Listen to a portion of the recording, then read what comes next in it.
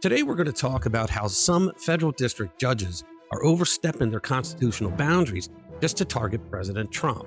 Now, there are no consequences for leftist judges doing this. When there are no consequences, we know it's going to continue. I'm not talking about judges telling a president if he's violating laws. We're going to get into judges thinking that they can tell a president what he can and cannot do on things that are well within his Article 2 presidential authority.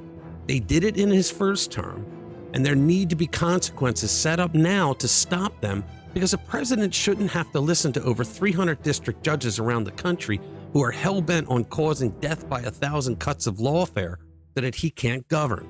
In this video, we'll break down a heated debate between Republican CNN strategist Scott Jennings and CNN's Abby Phillip, uncovering the truth behind the lawfare waged by liberal judges. Let's get into it. Hey guys, welcome back. Now, let's talk about something that's been brewing in the political arena, something so controversial it could redefine the balance of power in our government. Republican strategist Scott Jennings recently clashed with CNN's Abby Phillip and former Fox News host Gretchen Carlson over whether liberal judges are engaging in lawfare against President Trump. Now, think back to Trump's first term, when he went with the Obama administration's recommendation to be aware of 6 countries where ISIS terrorists had the best opportunities to infiltrate refugees being brought into the U.S. Trump created a travel ban on those 6 countries until the FBI could tell us what's going on. And almost immediately, a liberal federal judge came out and told Trump he couldn't do a Muslim ban. Now, forget the fact that the word Muslim never appeared in the order, and forget the fact that the top 2 Muslim countries, Indonesia and Pakistan, were not even on the list. I mean, if you were going to create a racist travel ban against Muslims, wouldn't they be on the list? And forget the fact that Barack Obama did in fact put out a Muslim travel ban against Iran, and the word Muslim was in his order. But we didn't see any judges going hysterical over that. And that's the whole point. Left-wing judges are selectively ruling against Trump in ways that they would never do against another president. Take, for example, the recent ruling from a federal judge who ruled that Trump's Treasury Secretary was not allowed to have access to Treasury Department data. This was over the Doge hysteria, if you remember that. So Jennings didn't hold back. He argued that these judges are setting broad federal policies, something reserved for the president, not the judiciary. The judiciary can't create policy.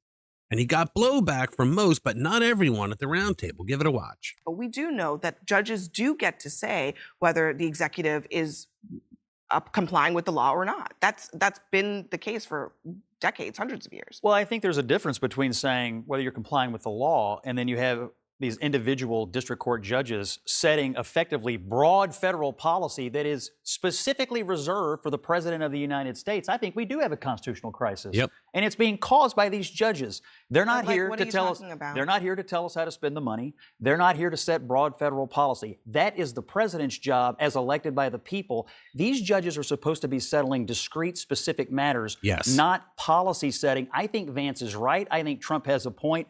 And these judges want nothing more to continue the lawfare against I don't Trump. think anybody's going to be surprised to hear that you think Trump You see the smart-ass response that Abby gives to Republicans on the show? is They're right, doing Vance this on is right. However, purpose. just on a real important technical point here, one of the main disputes is whether the executive branch can just decide not to spend money that another co-equal branch. Yes, it's called impoundment.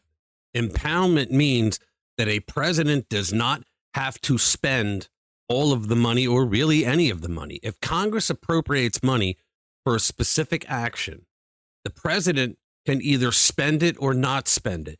Congress doesn't give a floor. They give a ceiling. They say, look, we appropriated this amount of money. You can't spend more than that. They don't say you have to spend under that. It's called impoundment. Has said ought to be spent. So it's not just about forcing the federal government to spend money. It's saying Congress said you need to spend this money this way, and the executive branch saying, no, I don't feel like it, and the courts say you have to. Well, No, you don't. That's just so wrong. Impoundment has been used throughout our history. The answer to that simply is It is the executive branch's job to figure out how to spend money once it is appropriated by Congress. And sometimes they spend money that's not been appropriated. But the correct political control is between the executive and the Congress, not some random I want to return to that because that is also a major legal question. But do you really think that... It's not a major legal question. The Congress appropriates money. The president spends it how he sees fit on whatever program it was that Congress appropriated the money for.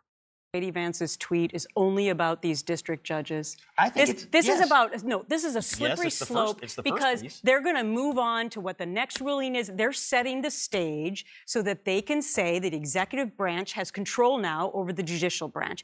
That is such a ridiculous argument there. The executive branch under Trump is not trying to control the judiciary. It's the other way around. What happened to Gretchen? She used to be on Fox. They're setting the stage. No, and for people who think that President Trump has not planned all of this, he pushed. Was she in the room when he planned it? Was the planning going on around her? Like, how could she make a statement like that? See, that's what CNN does to former Fox people. Is the envelope constantly. There was January 6th. He has a myriad of. Do you see how they got to go to January 6th? How ridiculous is this conversation getting? People out there that would support the executive branch being able to rule over the judicial branch because they're wrong. No. The judicial branch has been doing for the Democrats what they couldn't get done legislatively. Everybody knows that when the Democrats don't have the people behind them to get what they want passed, they go to a liberal activist judge. There have been no repercussions. And when there are not... Oh, my goodness. There's no repercussions on a judge that's throwing lawfare. Consequences. And when there are not repercussions, you get away with it. I get it. You want individual federal judges who hate Donald Trump. No, I don't. To tie him up for 4 years. No, I don't. If you want a big policy question decided, let the Supreme Court do it. But in the interim, the executive has to be allowed to govern. How do we get to the Supreme Court? Because it always goes to the Supreme Court. But you can't tie him up we get until to the it gets Supreme there. Court. You can't tie him up. You hear what he said? You can't tie him up until he gets there. And that's the point. These judges know that for a president, it would take at least 18 months to get to the Supreme Court by the time it gets through all the appellate courts, right? And so for those 18 months, is the president supposed to not be able to govern on that issue? We get to the Supreme Court by the judge's ruling, things going to appeal, and then it goes up. And in the meantime, what happens? Trump can't act? In the meantime, you're supposed to comply with the court's rulings. Am I wrong about that? Well, you're supposed to comply, but Scott's absolutely right in that the court cannot say you have to spend these dollars today. So as a governor, I dealt with this. We got things challenged in state court and federal court. It's all judge-shopped, by the way. It is judges judge-shopped. don't randomly 100%. get these cases. There's a reason that these cases are filed in Boston, the Boston court, or a certain district, Rhode Island, because they know they're going to get a judge that is politically great favorable. Bipartisan practice as well. Yeah. So what's really going on here, guys? Is this a constitutional crisis or just another chapter in an endless political drama? So here's the bottom line.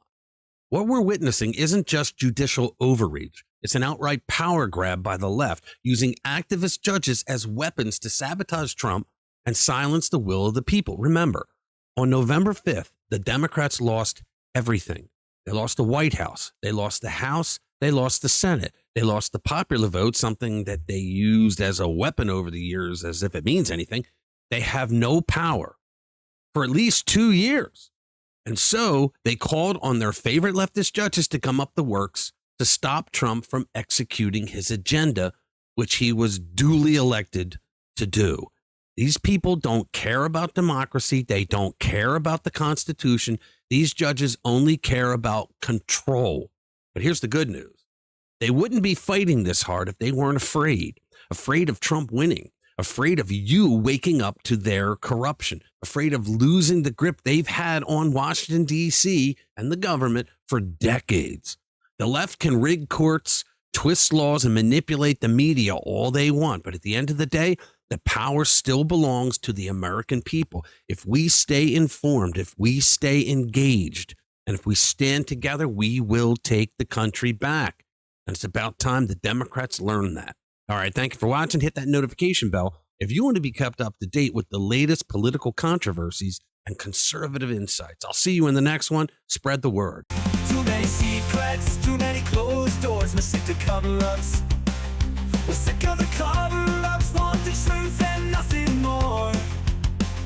Who fails been lifted, the jig is up. No more drinking the Kool-Aid from their poison cup. We want transparency, we want it now. No more excuses.